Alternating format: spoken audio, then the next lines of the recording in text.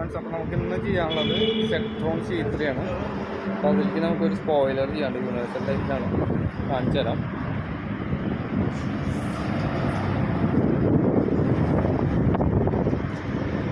ഇതിലേക്ക് സ്പോയിലർ ഒന്ന് വെച്ച് കാണിച്ചു തരാം. സൈഡിൽ നിന്ന് നോക്കുമ്പോൾ ഈ ഒരു ആംഗിളിലാണുള്ളത്. സൈഡിൽ നിന്ന് ഇങ്ങനെയാണ് ഉണ്ടാവുക. ബാക്കിലേക്ക് പോകുമ്പോൾ ഈ ആംഗിളിലാണ് നിൽക്കുക. നമ്മുടെ യൂണിവേഴ്സൽ ടൈപ്പ് പിയാനോ ബ്ലാക്കിലാണ് ചെയ്യണം. ഓക്കെ, നമുക്ക് ഇൻസ്റ്റാളേഷൻ ആക്ഷൻ കാണാം. ഫ്രണ്ട്സ്, അപ്പോൾ നമ്മുടെ സെട്രോൺ C3യുടെ സ്പോയിലർ ഇൻസ്റ്റാളേഷൻ കഴിഞ്ഞിട്ടുണ്ട്. സൈഡിൽ നിന്ന് നോക്കുമ്പോൾ അത് ഈ ഒരു ലുക്കിലാണുള്ളത്.